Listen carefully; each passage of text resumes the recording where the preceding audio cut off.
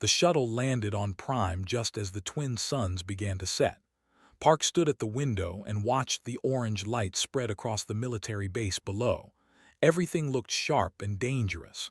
The buildings had pointed roofs like teeth. The training ground stretched for miles, covered in obstacles that looked designed to cause pain. She took a deep breath. This was her new home for the next 6 months. An officer met her at the landing pad. He was tall, covered in gray fur, with yellow eyes that looked at her like she was something small and unimportant. They were a predator species. They looked like wolves that had learned to walk upright and build starships. Their teeth were long and sharp. Their claws could cut through metal. And was a human, small, soft, what they called a prey species. "You are the human observer," the officer said. It was not a question. "Yes, I am Park. I was sent by." "I know who sent you." He turned and walked away. "Follow me, do not fall behind." Grabbed her small bag and hurried after him. Her legs were much shorter than his. She had to almost run to keep up. The Iron Fang Academy was the most famous military school on Prime. Every important commander had trained here. The officer explained nothing as they walked through the long hallways. Saw young everywhere. Some were almost adult size. Others were small, barely reaching her waist. Cubs, that was what they called their children. They stopped in front of a large door. The officer pressed his paw against a scanner, and the door slid open. Inside was an office filled with weapons on the walls and medals in glass cases. Behind a metal desk sat the largest had ever seen. His fur was black with streaks of silver. A long scar ran across his face, cutting through his left eye. He wore the uniform of a senior commander. "Admiral," the officer said, "the human has arrived." Admiral looked at for a long moment. His good eye studied her carefully. "So," he said, "you are what the Galactic Coalition sends us. A small human female to observe our sacred training methods." "I am honored to be here," Admiral said. She kept her voice calm and respectful. "Honored?" The Admiral made a sound that might have been a laugh. "We shall see. The Coalition wants humans and to work together. I do not understand why, but I follow orders." He stood up and walked around the desk. He was so tall that had to look up to see his face. "You will be assigned to Commander's unit. He trains our youngest cubs. You will observe. You will not speak unless spoken to. You will not interfere with training. You will sit in the back of the room and be silent. Do you understand?" "Yes, Admiral." "Good. Commander is not happy about this arrangement. I suggest you do not give him any reason to become more unhappy." The warning was clear. Nodded. A guard led her to the training hall. It was a massive room with high ceilings and hard stone floors. Young cubs sat in rows of seats, talking and playing with each other. They looked like wolf puppies with big ears and fluffy tails. Some had brown fur. Some had gray. Some had spots or stripes. They were cute, thought. Then she remembered that even these small ones could probably kill her if they wanted to. A small chair had been placed in the very back corner of the room, far from everyone else. Walked to it quietly and sat down. The cubs noticed her immediately. Their ears turned toward her. Their noses twitched as they caught her scent. Some of them whispered to each other. A few bared their small fangs. Then the main door slammed open. Commander entered the room, and everything went silent. He was not as big as Admiral, but he was more frightening. His fur was dark red, the color of dried blood. His eyes were cold and empty. He moved like a predator who had killed many times and enjoyed it. He walked to the front of the room and looked at his students. Then his gaze found in the back corner. His lip curled in disgust. "Before we begin," he said loudly, "I must address the creature in the back of the room. The Coalition has forced us to accept a human observer. She will be watching our training." He said the word human like it was something dirty. Every cub turned to look at. She kept her face calm and her hands folded in her lap. "Humans," continued, "are what we call a prey species. They are weak, slow, Fragile, they have no claws, no fangs, no natural weapons at all. In the wild, they would be food. Some cubs laughed.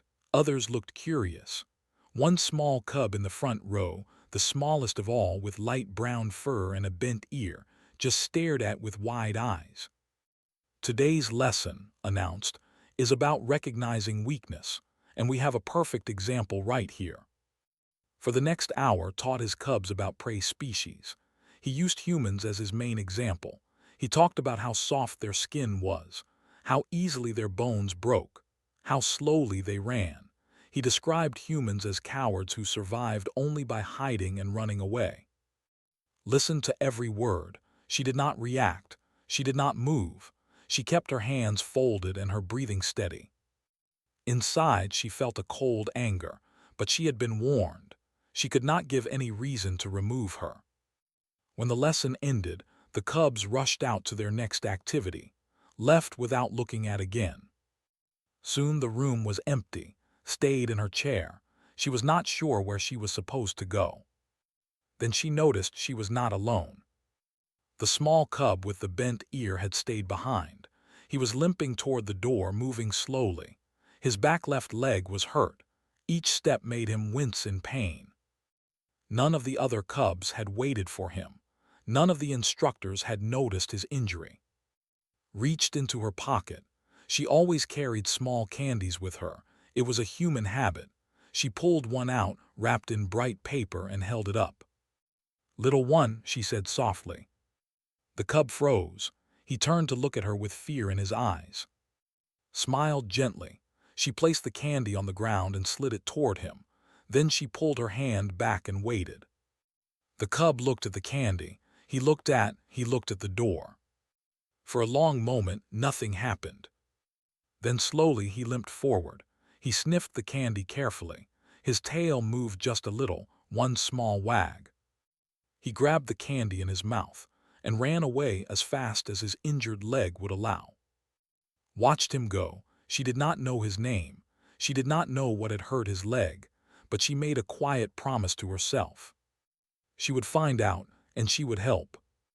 That night in her tiny room looked out the window at the moon. She thought about the cubs. She thought about the small limping one who had taken her candy. This would not be easy, but had never expected easy. She had expected difficult.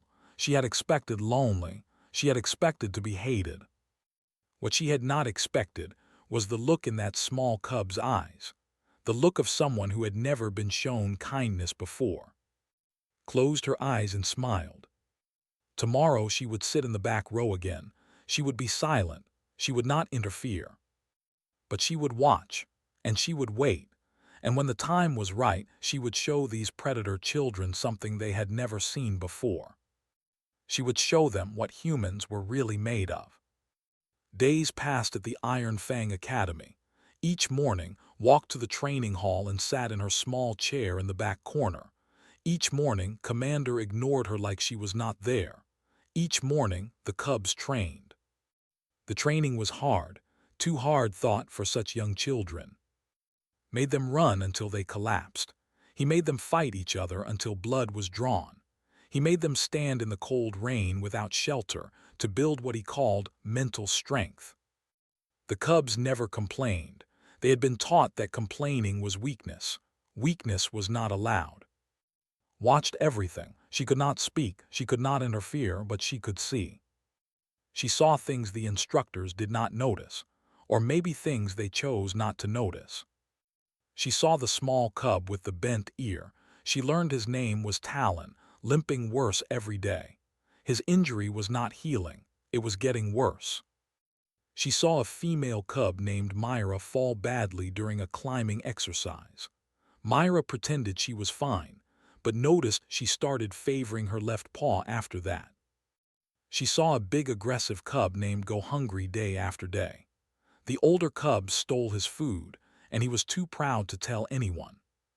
She saw a quiet cub named Sit alone every night, reading old books while the others played. No one talked to her. No one included her. She saw the pack leader, a large cub named, push himself harder than anyone else. He never rested. He never showed weakness. He carried the weight of leadership like it was crushing him. Saw all of this, and slowly, quietly, she began to help. It started small. A roll of bandages left near Myra's sleeping area. Myra found them and used them on her hurt paw. She did not know where they came from. Extra food bars hidden in the back of the eating hall, where only someone looking carefully would find them. Found them. He ate alone in the dark, and for the first time in days, his stomach was full. A soft cushion placed in the corner where Talon liked to rest. He found it and curled up on it, and his face showed relief even in sleep. A book about stars left on his reading table. It was from his own small collection. Read it 3 times in one night. No one knew who was leaving these things. The cubs whispered about it sometimes. They called it the ghost helper. Some thought it was a kind spirit. Some thought it was a trick. But they all noticed the same thing. The strange human in the back row was always watching, always quiet, never threatening. One evening after training ended, Myra walked to the back of the room, looked up at her with surprise. The cub said nothing. She just sat down on the floor next to his chair. Did not move, she barely breathed. Myra stayed for 10 minutes. She did not speak. She did not even look at. She just sat there, her tail wrapped around her paws. Then she got up and walked away. That night confronted Myra in the sleeping den. "Why did you go near the prey?" he demanded. His voice was angry but also confused. Myra tilted her head. "I do not know," she said honestly. "I just wanted to. She is human, weak, prey. We should not go near her." "She does not feel like prey," Myra said quietly. "She feels like something else." Had no answer for that. The next day, during a water break, saw an exhausted cub collapse by the training field. The cub was too tired to walk to the water station. The other cubs were too focused on their own thirst to notice. Looked around, was on the other side of the field talking to another instructor. No one was watching. She stood up from her chair. She walked to the water station, filled a small cup and brought it to the exhausted cub. She knelt down and held the cup to his mouth. The cub drank gratefully. His tail wagged weakly. "Thank you," he whispered. Smiled and returned to her chair. But someone had seen. Commander appeared in front of her, his red fur bristling with anger. His yellow eyes burned with hatred. "What did I tell you about interfering?" he growled. Kept her voice calm. The cub needed water. No one else was helping him. "That is not your concern. He must learn to help himself. That is how we build strength." Leaned closer. His breath was hot and smelled like meat. "You are making them soft. I see what you are doing. Leaving things for them, treating them like they are weak." "I am treating them like they are children," said quietly. For a moment she thought would strike her. His claws extended, his muscles tensed. But there were too many witnesses, too many cubs watching. Pulled back. "I will report this to Admiral," he snarled. "You will be removed." He stormed away. That evening, Admiral came to his quarters. She stood at attention as he entered, her heart beating fast. "Commander tells me you have been interfering with training," the Admiral said. "I gave water to a thirsty cub," replied. "That is all." "That is not all. He says you have been leaving supplies for the cubs. Bandages, food, comfort items." Said nothing. She could not deny it. Admiral studied her for a long moment. His face was impossible to read. "The cubs are not pets," he said finally. "They are future warriors. They must learn to survive without help. With respect, Admiral, they are also children. On Earth, we believe children need care, kindness, love. It does not make them weak. It makes them strong in a different way. A human way." "Perhaps, but is that so bad?" The Admiral was silent. Then he walked to her small window and looked out at the moon. "Wants you removed," he said. "He says you are corrupting his unit." His heart sank. "However," the Admiral continued, "I am not going to remove you. Not yet. The diplomatic program must continue. But I am warning you, Park, do not give another excuse. He is looking for any reason to be rid of you. Do not make his job easy. After he left, sat on her bed and thought about what to do. She could stop. She could sit in her chair and do nothing. She could let the cubs suffer alone. But she remembered Talon's face when he took the candy. She remembered Myra sitting beside her in silence. She remembered the exhausted cub whispering thank you. She could not stop. She would not stop. That night when everyone was asleep, crept out of her room. She moved through the dark hallways like a shadow. She had learned the patrol schedules. She knew which paths were safe. She reached the medical bay and slipped inside. Her heart was pounding. If she was caught, everything would be over. She found what she was looking for, proper medicine for leg injuries, the kind Talon needed. She took just enough for one treatment. Then she snuck back to her room. The next morning, she hid the medicine where Talon always rested, inside a small bag, with simple picture instructions on how to use it. She returned to her chair in the back row. She folded her hands. She waited. When Talon found the medicine, he looked around the room with wide eyes, his gaze found in her corner. She gave him the smallest smile. He did not smile back, but his tail wagged, just once, just a little. And that was enough. Knew the risks now. She knew was watching her. She knew one mistake could end everything. But some things were more important than safety. Some things were worth the risk. These cubs had never known kindness. They had only known pain and strength and survival. Would show them something different, something human. Even if it cost her everything. Talon's leg healed. It took 1 week. 1 week of using the medicine had stolen for him. 1 week of resting on the soft cushion she had left. 1 week of eating the extra food she hid where only he could find it. On the 8th day, Talon walked without limping. For the first time in months, he could run and play like the other cubs.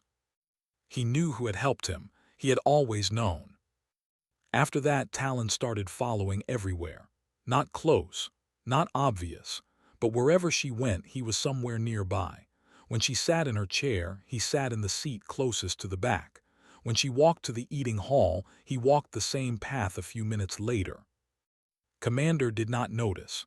He was too focused on the older cubs, the ones who showed promise for combat. Talon was small and weak in his eyes, not worth attention. But the other cubs noticed. They noticed everything. Myra was the next to come. She started sitting near during breaks. Not next to her, that would be too obvious, but close. Close enough to hear if hummed quietly to herself. Close enough to smell her strange human scent. Then joined them, the quiet one, the reader. She brought her books and sat near's corner, reading in comfortable silence. Sometimes would point at a picture in the book and raise her eyebrows in a question, would explain what it meant. These were their first real conversations. Was harder. He was proud and angry. He had been hungry and alone for so long that he did not trust kindness. He thought it was a trick. One night a terrible storm hit Prime. Thunder crashed so loud that the walls shook.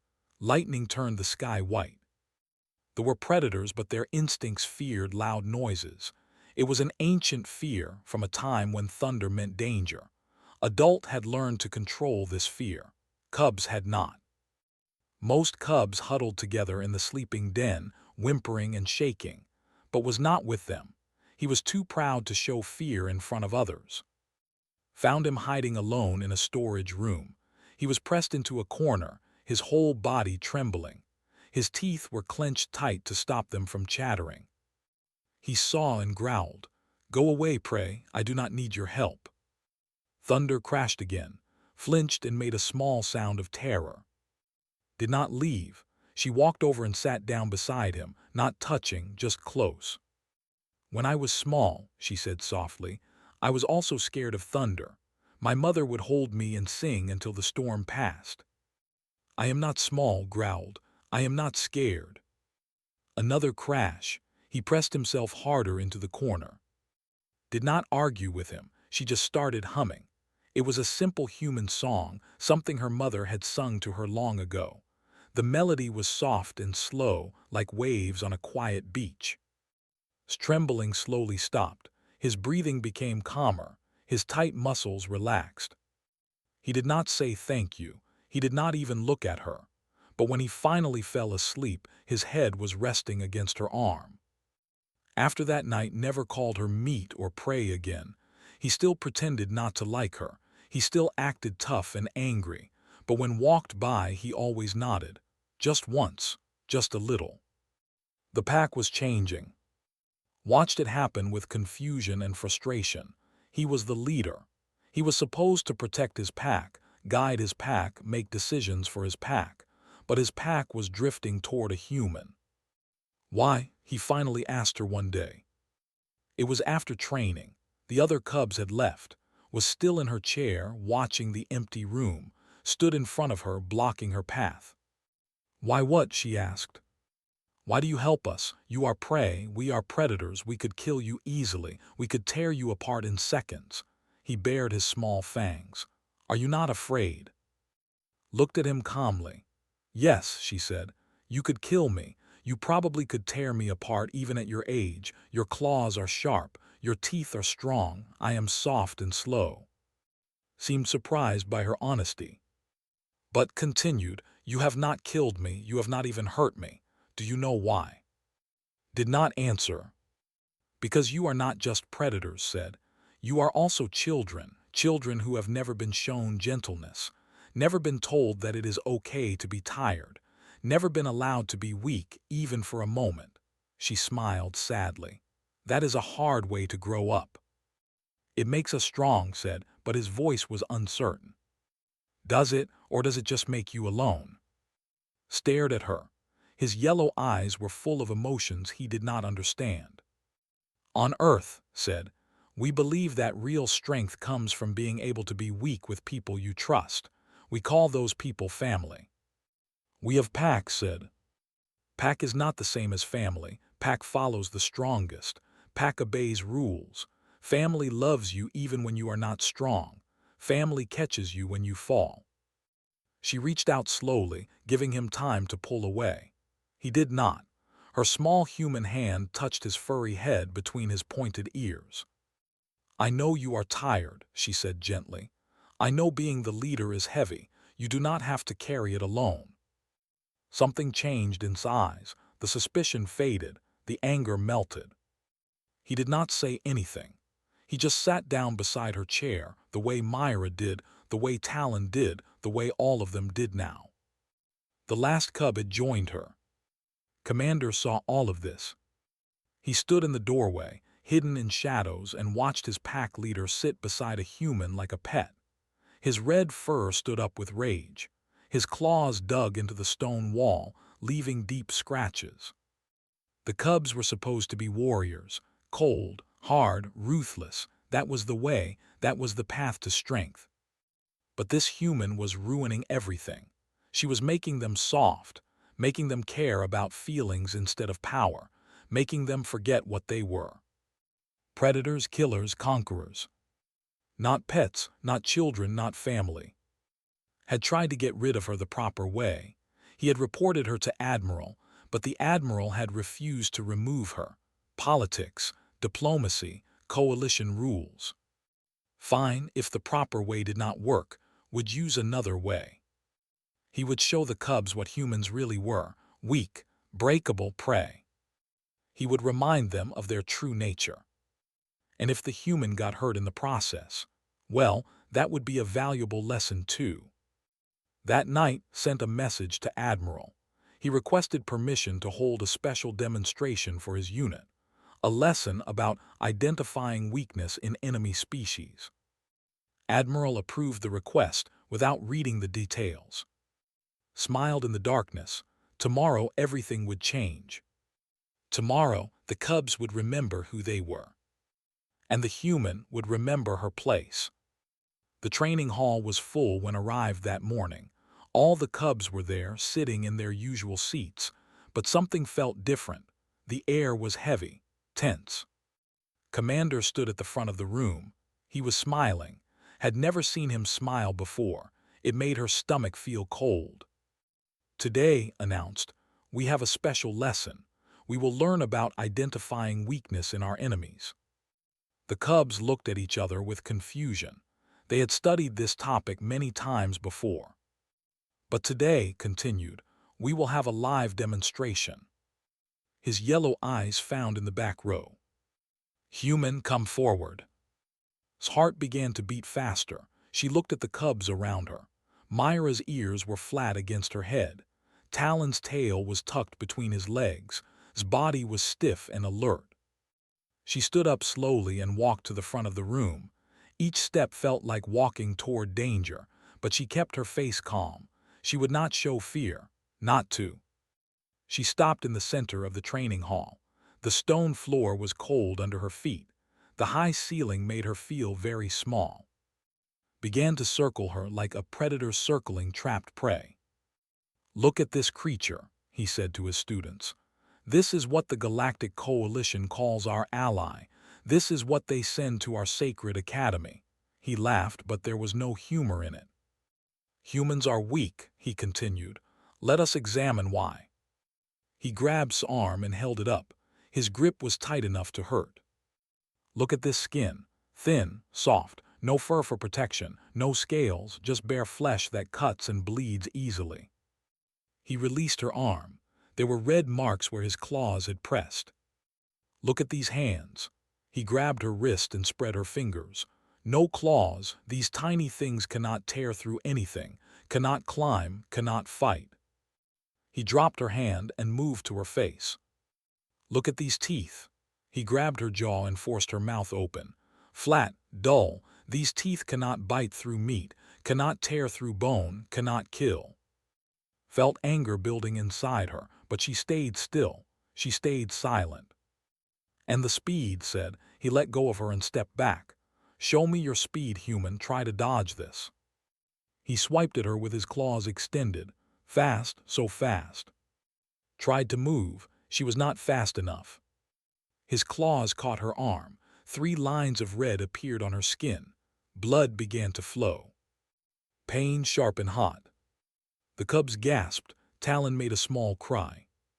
Smiled wider. See, she cannot even dodge a simple attack. Pathetic, weak prey. Held her bleeding arm. Her hand was shaking, but she forced herself to stand straight.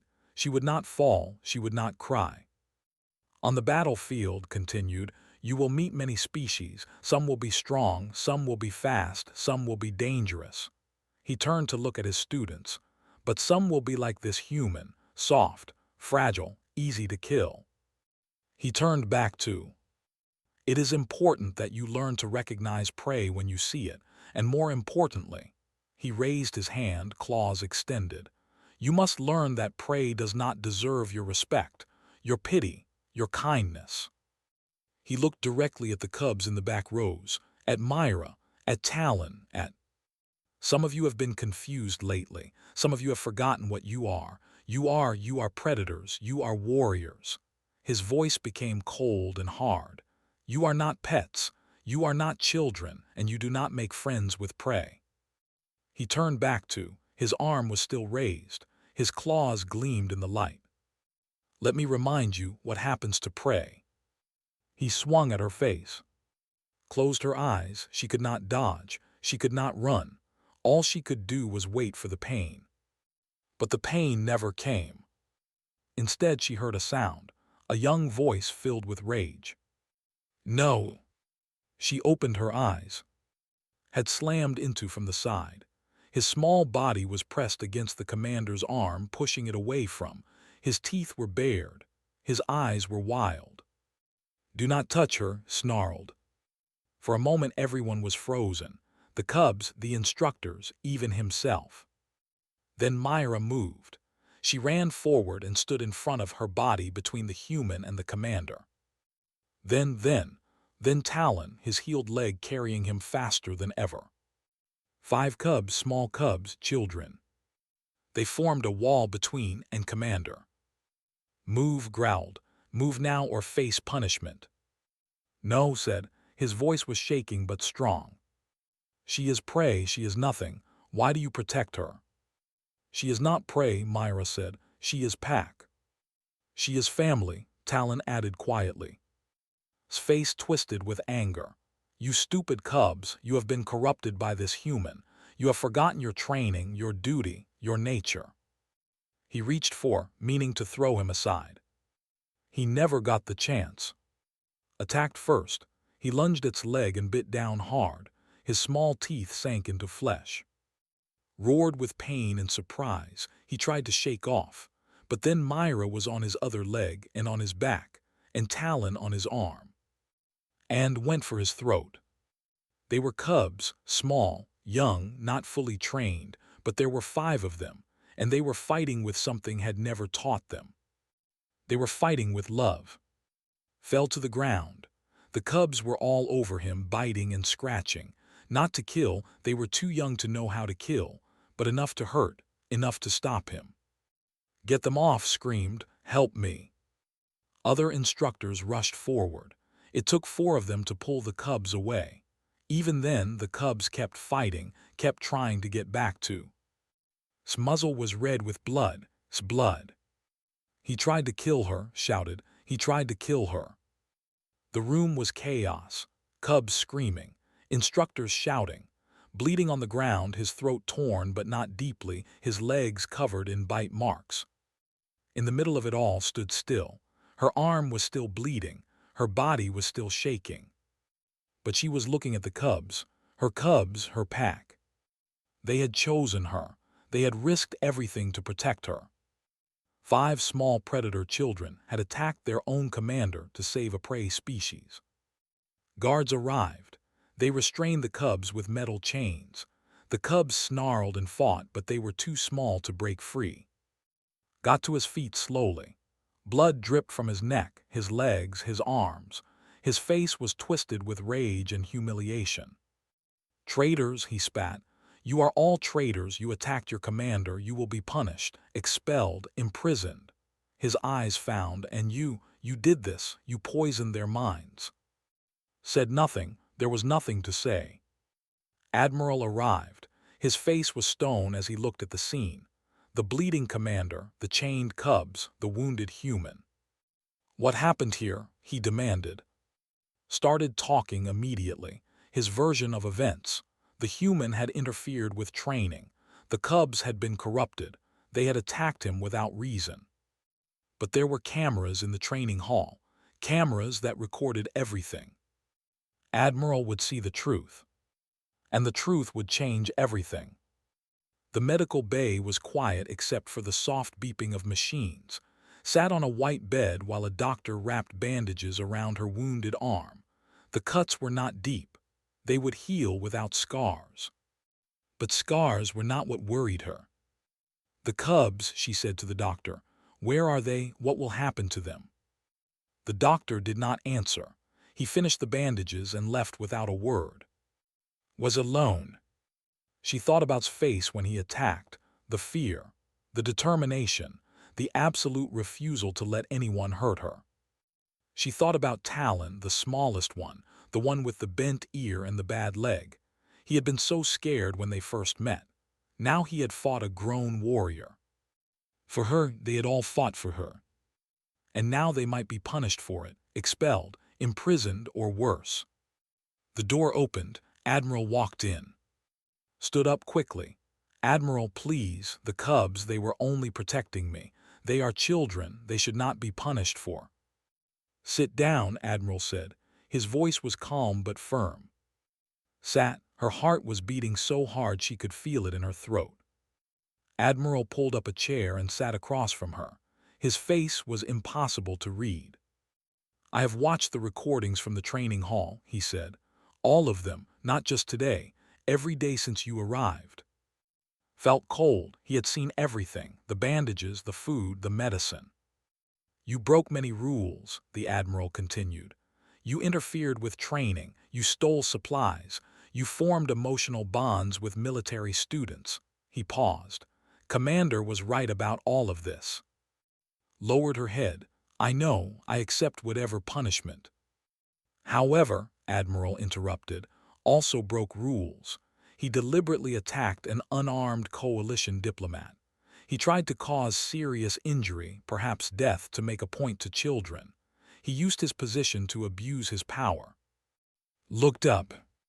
The Cubs did not attack without reason, Admiral said. They saw their pack member in danger.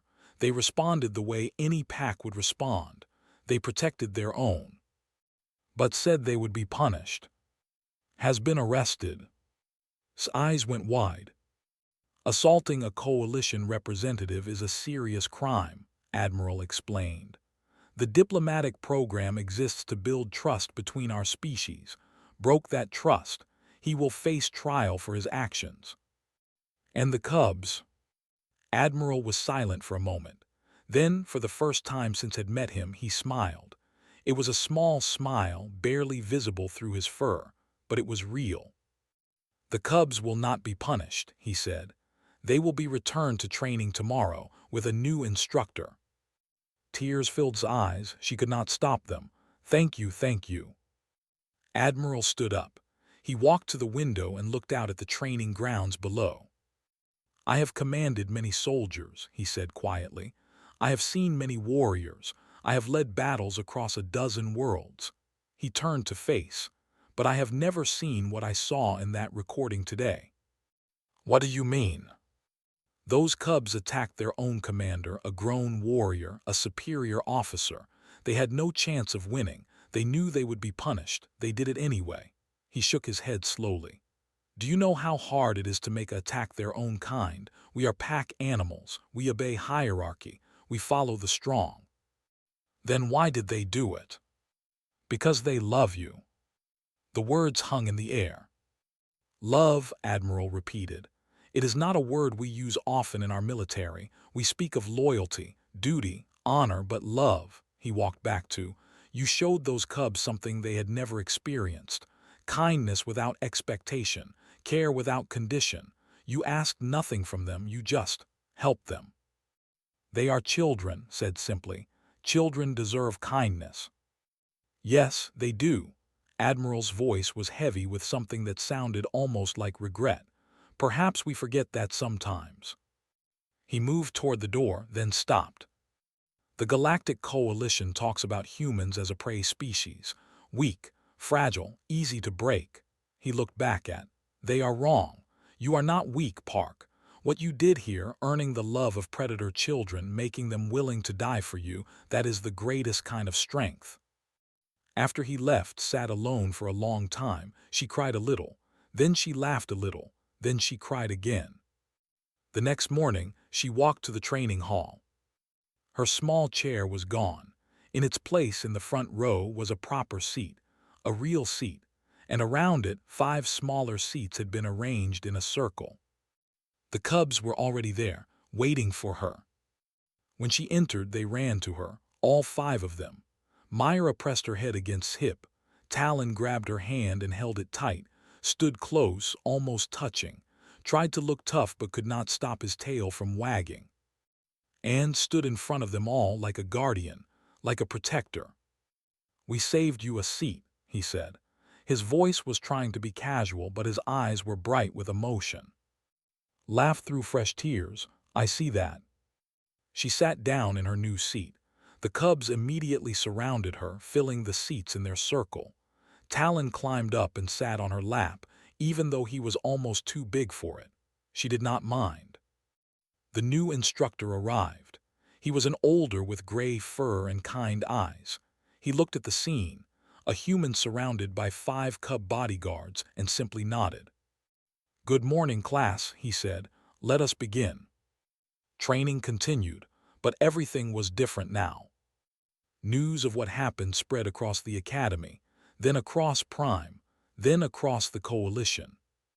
The story of the human who sat in the back row, the human who won the love of predator children through simple kindness, the human who was protected by Cubs who tore apart their own commander to save her. Some called it strange. Some called it impossible. Some said it proved that humans were dangerous in ways no one expected. But most called it something else. They called it beautiful. On her last day at the academy, 6 months after she arrived, stood at the shuttle pad. Her bags were packed. Her mission was complete. The cubs stood before her. They were bigger now, stronger, but their eyes were still young, still full of love. "Do you have to go?" Talon asked. His voice was small. "I have to," said gently, "but I will come back, I promise." "When?" Myra demanded. "As soon as I can." Stepped forward. He was almost as tall as now. In a few years he would be a full warrior, but right now he was still her cub. "You are small," he said. "You are slow. You have no claws, no fangs, no weapons." Smiled, "I know." Reached out and pressed his forehead against hers. It was the highest sign of respect in culture, a gesture usually saved for great heroes and beloved family members. "But you are the strongest one I have ever known," he said. One by one the other cubs did the same. Myra, Talon. 5 foreheads pressed against hers, 5 hearts connected to her own. When finally boarded the shuttle, she looked back at them through the window.